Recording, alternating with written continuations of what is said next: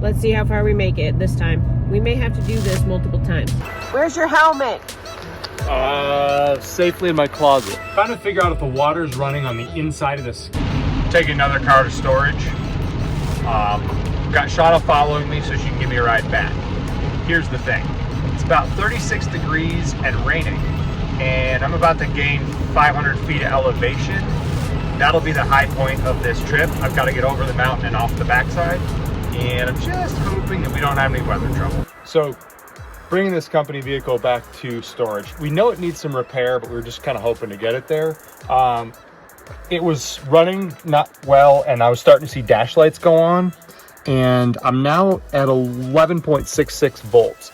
I'm wondering if it either has a bad battery or a bad alternator. So we're not actually regenerating, even though we're driving down the road, we're not generating enough current to charge the battery. Well, then my question is, can we do it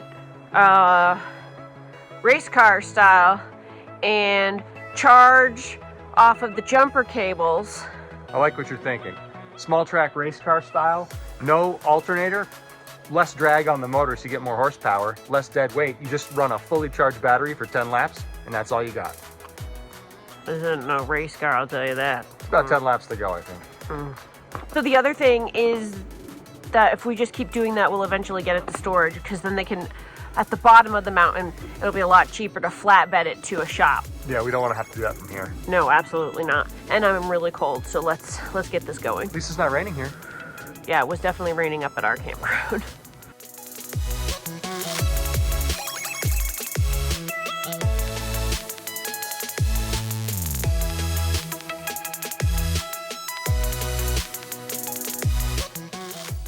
So I'm gonna take the tester and put red to red and black to black, and I see 13.79. What I want to see is 13.79 over there as well, because we're charging.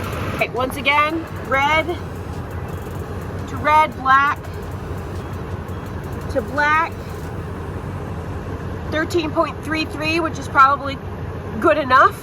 Because the voltages are so similar, we know that we have a good connection on both sets of clamps. Power is going from my truck into this battery. Now, it was 11.6 when we started, so let's see what happens. I think we're pretty lucky that it was you and I handling this, because I don't know, as I sort of think through some of the other staffing options, I can only think of one other person who'd be willing to like pop the hood, charge off their personal vehicle, or just start wrenching on the engine. The van only made it to here. There's a bunch of bags of trash that I unfortunately have to get in there into the dumpster.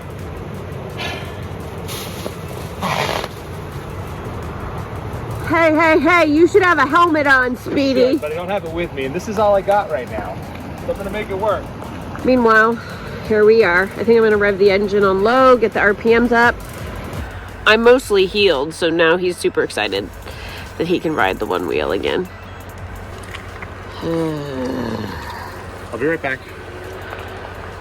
I have no idea where he put his helmet. Usually it's in the car with the Onewheel, so.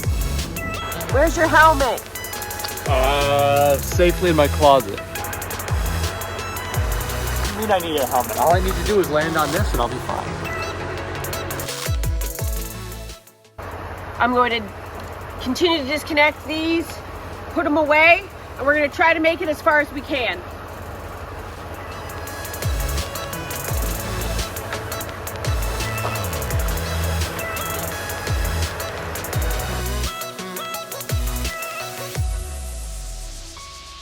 Engine lights are all out. Let's see how far we make it this time. We may have to do this multiple times.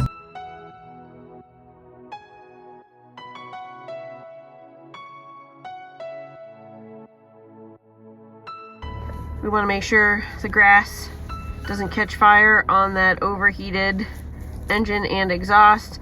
I suggested Andrew back it in, but that's where it died, and that is where we're going to leave it. So, yeah. All right, we're looking at the spotlights. We've got no function on this one, normal function here, and partial on this one. I think the diagnosis is we've got a loose bulb and water in that one. I'm gonna dig in and figure it out. These lenses come off pretty easily, but I do have to be careful. They're glass, and Airstream no longer makes this version of this fixture, so you cannot get these glass lenses. I already have one of these that's broken clean in half towards the back. This is the one we need to replace really badly. By chance, it's just in 2 pieces and it still holds in the frame, but it's not ideal. It still works for us, but if you've got a lead on where to get these lenses, please leave a comment.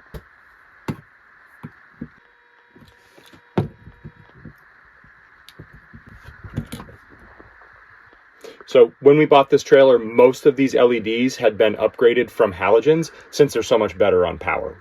Now, it appears this one had just fallen out into the lens. I'm just going to put it back. Everything should be okay. We've been on some really rough roads this summer, and it's kind of no surprise that one of these has shaken loose. Honestly, it's the next one I'm really afraid of. That one I think has water in it.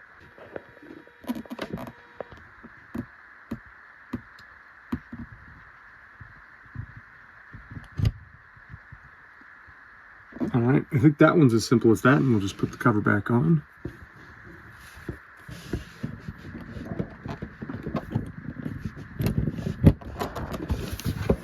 This one might be a little bit hard to see, but I'm going to use a towel because I'm a little worried about water pouring out of here as I start it loose.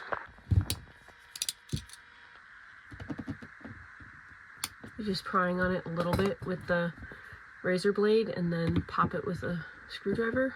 Yeah, I don't want to...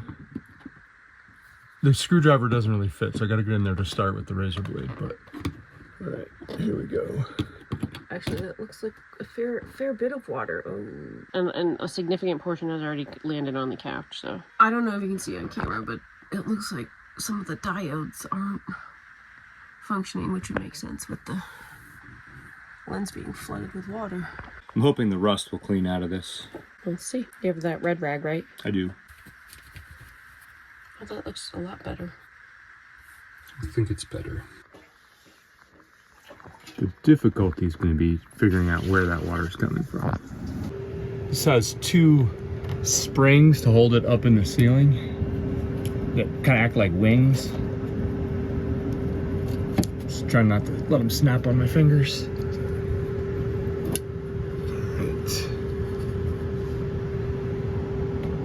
So I'm trying to figure out if the water's running on the inside of the skin and then draining into the light, or if it's dripping from the wires that come from somewhere near our antenna up top. Could it be condensation, or is that too much water and that's the only one? It could be condensation, but it seems like water. Now, there's going to be more condensation, say, around this stuff than there would be on the other side. This silly thing is broken, and we need to order a new one when we have an address. I need to make like a master order list so we don't forget stuff. Out of focus.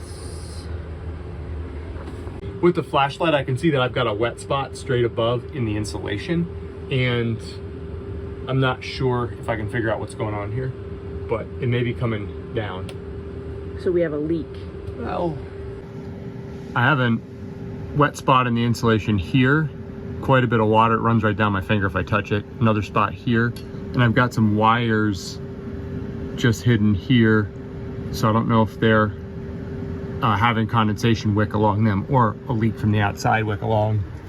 So with 2 ideas for what might be wrong up here, I think my solution is going to be to start with a little bat of insulation up there to see if it's a condensation problem.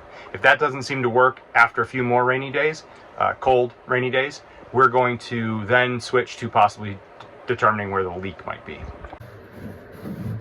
Is that a big enough fluffy piece? I think so. It's not that there's no insulation there, there's just kind of a hole in the insulation where you can see right to the outer skin due to the wires running by. Hoping this helps.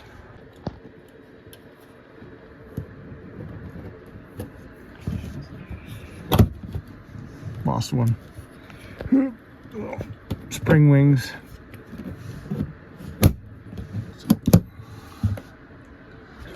That should be it. Now I've got to go outside and see if I've got an extra bulb.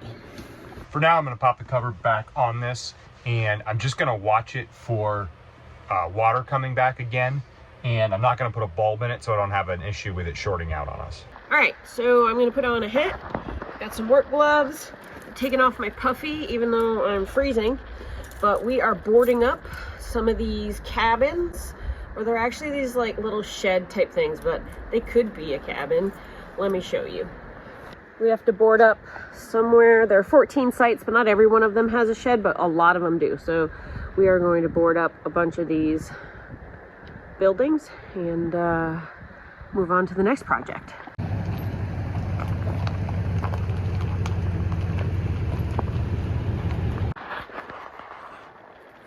Not all the plywood here is the best, but our boss floated the idea of getting new plywood to board these up, then realized people may just take the plywood. So we're working with what we've got. That a spider? Yeah. He's probably more scared of you. 100% sure that's true. It's black and scary. It's nice to see you back in your Ranger Bear boots. Yeah. All right. We're done with everything we could board up. I'd like to remind you that $0 were spent on lumber. There's plywood everywhere, $0 were spent. It's not always the most attractive, but nobody's gonna steal it. Water and services look good. Posts look good. Shed is boarded. Fire grate is present. Picnic table is also present and could use some paint, but otherwise looks pretty good. I don't really see anything terrible or dangerous.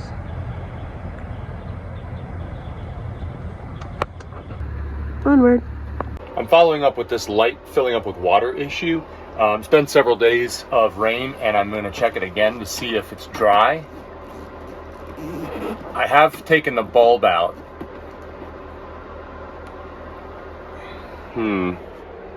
That looks dry. That's dry. Is it coincidence or is it the insulation? Well, I added insulation, so if there was wires above it. If I had water running down the wires, I may have redirected it. Or I may have solved the condensation issue where the condensation was essentially dripping straight on the top of this. So we know nothing. Because there was no insulation. Well, it's dry. So there's partial solution here, even if we don't know quite what the problem was. Once again, we've got a bit of a water leak off of this city water inlet. It leaks right there. So this should be a pressurized line coming through the trailer that has a check valve here. When the water comes in with your city connection, it goes past this check valve and pressurizes inside the trailer. When you don't have a city connection, and we rarely connect ours to city water directly, we usually rely on the pump. The check valve keeps the water in the trailer. So basically we don't use this, but we've replaced it several times, and it's a bit frustrating. The part that basically doesn't get used has failed so frequently. If anybody knows of a better version of this, a better brand, better grade, I'd really appreciate knowing, because I want to replace it with something better. So this tends to drip off of the screws here. There's a seam in it, and what I've done in the past is tighten the screws just a little bit, but it is just steel screws through plastic, so I'm leery of over tightening it and breaking it. So if you've got any help for us, please leave a comment below.